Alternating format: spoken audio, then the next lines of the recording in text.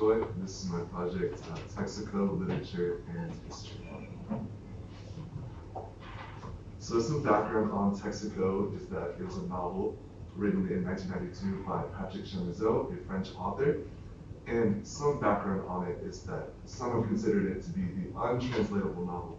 And if that sounds pretty daunting and scary, it's because it is. It's a very complex novel, everything down from its characters and ideas, but also its story structure is very interesting. And one of the main aspects of it that makes it so interesting is its framed narrative. So essentially there's a multitude of different narrators and competing voices throughout the entire story. And the main one being the protagonist, Marie-Sophie, and as she tells the story of her father, Estrino, who was a former slave in the Martinique area, which was a colony of France.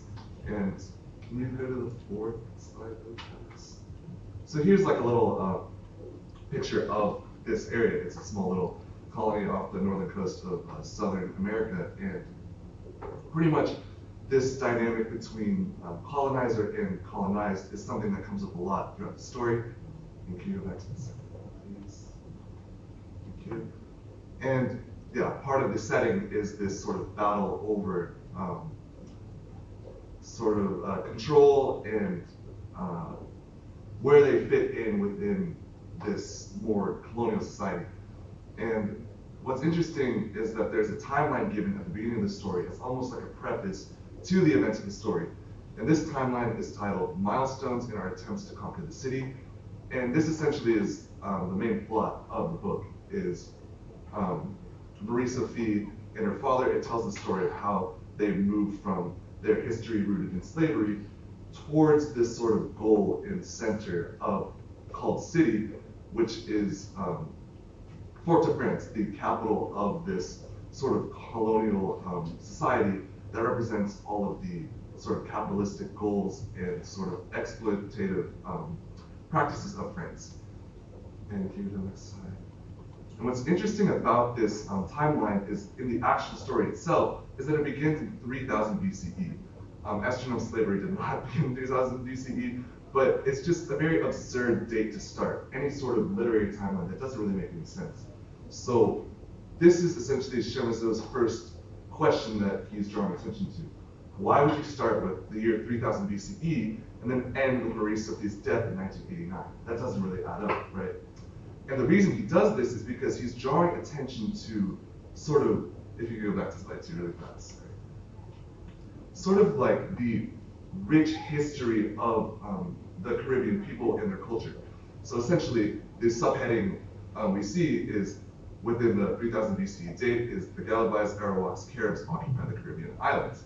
And it culminates with the death of Marie-Sophie later on. So why, once again, start with such a date? It's because it shows how far back sort of Marie-Sophie's life and heritage goes. And the fact that you could trace it back to such a date that far in the past, that sort of begs the question of why or how you could possibly write a history that goes back so many thousands of years into like a more literary canon for modern readers. And can you go to the fifth slide, please? So this is pretty much the essential question that the textbook is asking. How are we to write history without losing its complexity? Pretty much thousands of years in the past, how do you write it for modern readers? And the answer that I came to through my research and the reading of Texaco is the preservation of native languages and their idiosyncrasies. And essentially, the reason why preservation of native language is so important is because it's essentially like a living thing. And although it undergoes a lot of changes and alterations over time, essentially it continues to evolve and change. And even though there might be different dialects or sort of accents or slang, the fact is that it's something that spans all the way back 3,000 years ago, and it's something that's still living and changing over time, that evolves, and that's why its preservation is so important. So some of the methods I used during my research to come to this conclusion was first research on the connection between linguistics and history, sort of establishing the correlation between and the importance of native language with sort of cultures and cultural identity, and also specific research on historical French and Martinican politics. Texaco is a story where, although there is a lot of fictional elements in the sense that the main characters and the narrative itself is invented, there's a lot of mention of specific people and historical dates and sort of politics in the time. So basically a verification of those events that they actually happened, and then also a comparison of Chamizo's characters and their commentary on real-life political movements, and sort of comparing and contrasting sort of first-hand accounts of the time and also historical sort of prevailing sentiments of the period, sort of comparing and contrasting the two, because the differences there sort of reveal Chamizo's own opinions of the importance of native language. And what I found was two main things. The first is that the geographical and political events listed throughout the novel are all accurate. Pretty much anything with specific names, dates, years, geography, they all line up with historical records and other first-hand accounts, such as like Caesar's election date, the Mount Pelée eruption that forced Estronom's sort of movement from one geographical area to another. Those all happened and can be verified. And also, the second thing, that the largest disparities between the novel and historical accounts is the inventive attitudes of the characters as they take more countercultural stances for the period. So I think that although it might seem sort of like obvious, like why would Chamizo like lie about like historical findings or historical events, but I think it's very important to establish that this novel is rooted in history in order to fully grasp the complexity of the novel, because by being able to verify the facts, then that kind of like emphasizes and highlights the importance of why Chamizo would sort of deviate from the few things that he knows that are true. And one of these main conflicts and disparities in the novel and within history is this sort of conflict between Chamizo's priority of independence and M.A. Caesar, a elected official who's one of the founding fathers of the movement of negritude, is it's just a very interesting sort of conflict you see, as Caesar was a very popular political figure at the time because of this negritude movement, which was essentially a movement of black pride and sort of using poetics and sort of a more an approach built off more bravado and sort of pride rather than anything else in order to combat colonialism. And Chamizo kind of like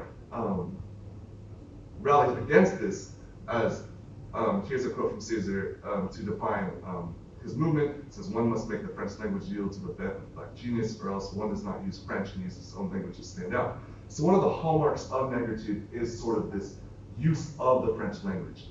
And despite his own Creole heritage, which again, as I mentioned earlier, this sort of emphasis on native language and the elimination of it is something that Chamizo is really concerned with.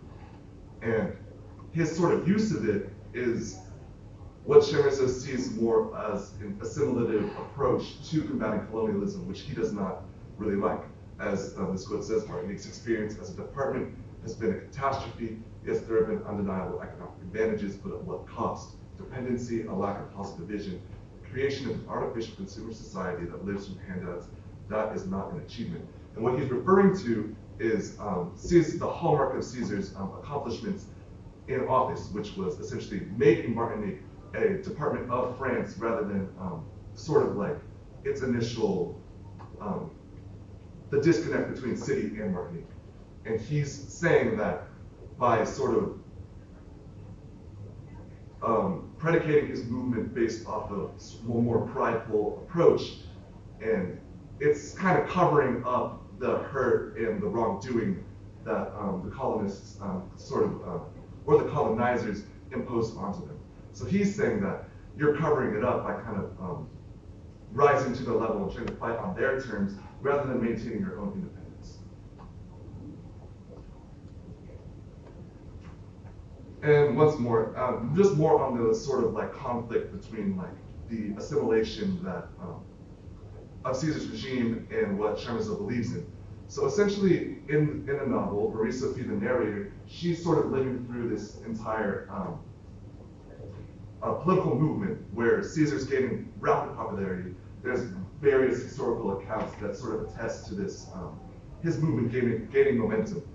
And this quote says, "Assimilation's moderation will make it richer, not with blind equalization, but rather strengthened by central authority and full of freedom and enlightened decentralizations." So essentially, they're saying, initially in the novel, the prevailing sentiment was, yes, this is such a good thing. This is the culmination of everything Marie Sophie's father and sort of all the slaves of the past were trying to work towards, this sort of unity and sort of universalized pride in their culture that they're trying to fight the French with.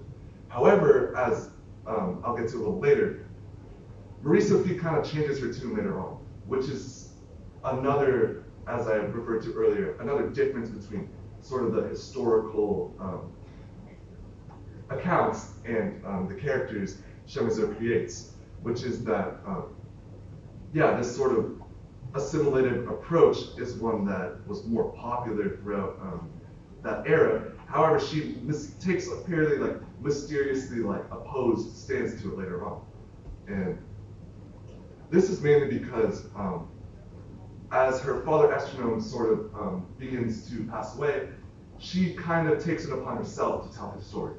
And the struggle she finds is that after sort of agreeing and being a part of this movement of assimilation and beginning to speak French and become, sort of lose her cultural grounding and roots in Creole culture, she finds herself really upset and frustrated because she can't do her father's story justice without writing in Creole, which was the language he told her his story in. She kind of just struggles to capture the nuances and the very specific struggles that he went through. As you can see in this quote, it says, "How to bring in my so-Creole astronome, I was losing him and immolating him in myself. The written words, my poor French words, dissipated the echo of his words forever and imposed betrayal upon my memory." So essentially, and one very interesting thing to note here that shows sort of her countercultural attitude is it says, "my poor French words," which essentially is in contrast to everything sort of Caesar prided himself on in speaking the French language. It's supposed to be the language of sort of status and high economic refinement. However, in this case, it falls short of what she actually wants to accomplish, which is to continue on to tell her father's story and continue Creole lineage. She can't really do that anymore, despite sort of being in sort of a better situation. As Astronome would have loved probably to see her speaking French, the heartbreaking reality is that there's so much loss, as Chamizo said in his previous quote, in becoming dependent and assimilating to sort of the societal needs and expectations of French society rather than staying within their own culture. And the solution they come to at the end of the novel, it's the same. But the solution they come to at the end of the novel, can you scroll up? Oh, sorry about that. No, it's as she plans on sort of creating a new sort of society in Texaco, this sort of region that she's establishing. She makes notes to an urban planner as they're sort of planning out how to move forward with their history. And the urban planner explains, "She taught me how to reread our Creole city's two spaces, the historical center living on the new demands of consumption, the suburban crowds of grassroots occupations rich with the depth of our stories. Humanity throbs between those two places." So essentially the conclusion that Chamizo comes to is that he would rather have, he understands the importance of moving up within French society and standing on their level and progressing, but he also makes sure to emphasize the importance of native language and grassroots stories. And that's